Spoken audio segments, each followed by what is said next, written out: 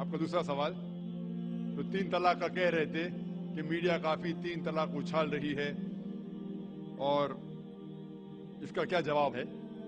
अफसोस की बात है कि माशरे में, मुसलमान के माशरे में 3 किस्म की तलाक है। मुसलमान के माशरे में, सोसाइटी में, एक तलाक के बिदत, तलाक तलाक तलाक एक साथ में को हो जाती है। एक तलाक के हसन, जो तलाक दो, 1 माह रुको है इसके लिए, फिर तलाक दो, फिर रुको, फिर तीसरा तलाक दो। और तीसरा तलाक के हसन, जो बिल्कुल सही तरीका है, जो कुरान शरीफ की है, तलाक दो और 3 माह रुको। कुरान की आयत है सूरह बकरा में, सूरह नंबर 2 आयत नंबर 228 में लिखा हुआ है कि जब भी आप तलाक देंगे तो 3 माह, 3 हैज की इद्दत है। तो तलाक पूरे मुकम्मल होने के लिए 3 हैज, 3 माह, 3 मेंस्ट्रुअल साइकिल और 3 मंथली कोर्सेज मस्ट है, कंपल्सरी है। अफसोस की बात है कि ये जो इख्तिलाफ उम्मत में है उसकी एक वजह है। एक सही हदीस है, इब्न अब्बास रज़ियल्लाहु अन्हु वो फरमाते हैं कि मोहम्मद सल्लल्लाहु अलैहि वसल्लम के दौर में 3 तलाक एक ही मानी जाती थी। हजरत अबू बकर के दौर में 3 तलाक एक ही मानी जाती थी। हजरत उमर के पहले 2 साल के दौर में 3 तलाक एक ही मानी जाती थी, लेकिन उसके बाद हजरत उमर रज़ियल्लाहु अन्हु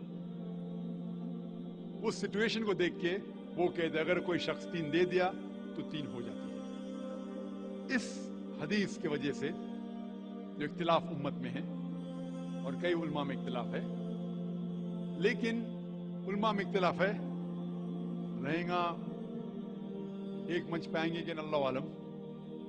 लेकिन अगर आप कुरान की रोशनी में पढ़ते हैं, कुरान में तलाक का जिक्र किया गया है सूरह बकरा में, सूरह नंबर 2 आयत नंबर 228 से लेकर 240 तक, और सूरह तलाक में सूरह नंबर 65 आयत नंबर 1 से 7। जो कुरान मजीद में तलाक का जिक्र है उसके अंदर यह है कि कभी कोई डिफरेंस ऑफ ओपिनियन, कोई झगड़ा हो जाता है शोहर और बीवी में, तो पहला शोहर बीवी बैठ के बात करे। ऐसा नहीं कि बीवी ने नमक ज्यादा डाल दिया और तलाक तलाक तलाक कह दिया और तलाक हो गया। अगर बीवी में नमक ज्यादा डाला, बोले आपको नमक कम चाहिए, मामला सुलझ जाएगा, बैठ के बात करो। फिर भी बात न बने तो अल्लाह ताला फरमाता है सूरह निसा में सूरह नंबर 4 आयत नंबर 35 में कि आपके दरमियान एक हकम रखो, एक आर्बिटर बीवी की तरफ से, एक आर्बिटर शोहर की तरफ से। मतलब आर्बिटर, हकम कहते हैं आर्बिटर को, हकम रखो बीवी की तरफ से और शोहर की तरफ से, और मामला को सुलझा लो। फिर भी अगर बात नहीं माने तो आप फिर तलाक दे सकते हैं। तो तलाक देते हैं तो कई उसके क्राइटेरियाज है कि हैज के वक्त तलाक मत दो, जब आप गुस्से में तलाक मत दो, शराब की हालत में तलाक मत दो।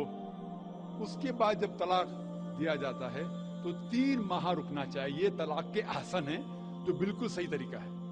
तलाक दो और 3 माह रुको, और 3 माह के अंदर अगर आप रुजू करना चाहते हैं अपनी बीवी से तो रुजू हो सकते, अल्हम्दुलिल्लाह।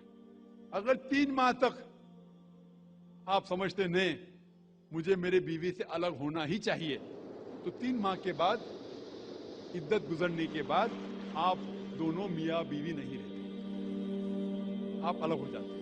लेकिन उसके बाद अक्सर मुसलमान भी नहीं जानते कुरान की आयत क्या है। कुरान शरीफ में लिखा हुआ है सूरह बकरा में सूरह नंबर 2 आयत नंबर 232 में कि अगर वो शख्स अपनी पुरानी बीवी से फिर से शादी करना चाहता है तो मत रोकिए।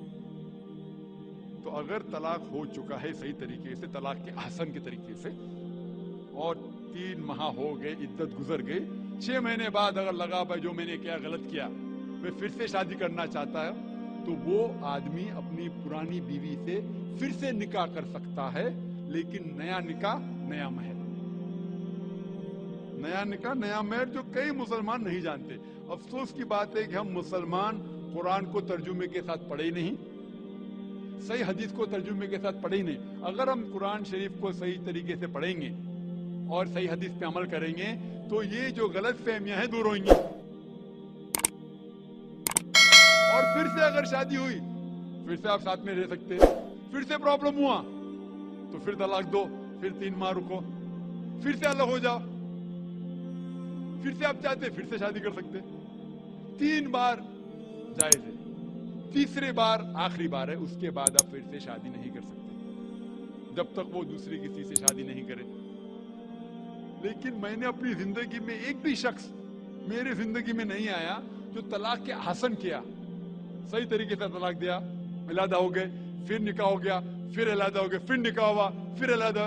मैंने कोई भी शख्स मेरे जिंदगी में पूरे दुनिया में ऐसा शख्स के बारे में सुना ही नहीं जो सही तरीके से किया और बिछड़ गया, फिर से शादी की, फिर से बिछड़ गया, फिर से निकाह के, फिर बिछड़ गया, फिर शादी करना चाहता है। अगर आप सही तरीके से कुरान के ऊपर अमल करेंगे तो ये नौबत आएंगी नहीं। और कुछ लोग जो इस्लाम को मजाक बनाए और क्या कहते हैं कि अच्छा अगर एक साथ में दे दिए, 3 तलाक दे दिए, हो गई, अभी क्या हलाला करो। कुरान कहता है 3 तलाक एक साथ में भी देंगे तो एक ही होती है। मोहम्मद सल्लल्लाहु अलैहि वसल्लम के वक्त में 3 भी एक साथ में देना एक ही होता था। हजरत अबू बकर के टाइम में भी 3 तलाक एक ही होता था। हजरत उमर के दौर में लोग जो कहते 3 तलाक 3 होती है, कई उलमा कहते हैं कि उनने ये अपने फतवे पे रुजू किए और उन्हें अफसोस था कि ये फतवा उन्हें दिए, और कई लोग कहते नहीं उनका फतवा सही था। इसमें उम्मत का इख्तिलाफ है।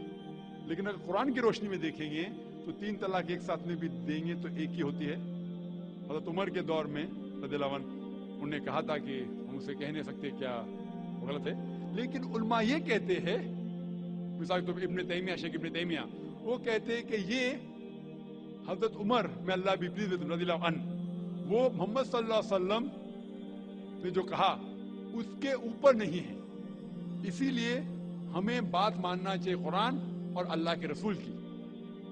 इसके अंदर हज़रत उमर में अल्लाह भी प्लीज थे उन्हें रुजू किया, इसीलिए वो कहते कि 3 तलाक भी होंगी तो एक ही होती है, 3 नहीं होती। इसमें उम्मत का इख्तिलाफ इसलिए है कि हमने कुरान पढ़े ही नहीं।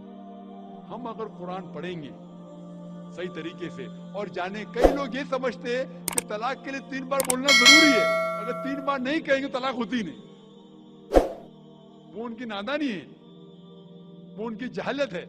तो हमें क्या करना चाहिए, ये मीडिया उछाल रही है, हम मुसलमानों को ये तलाक का तरीका जो सही तरीका है, तलाक के हसन, उसको आम करना चाहिए और ये कहना चाहिए किस बुनियाद पे तलाक दी जा सकती है, कब दी जा सकती है, कैसे मौके पे दी जा सकती है, देना चाहिए कि नहीं।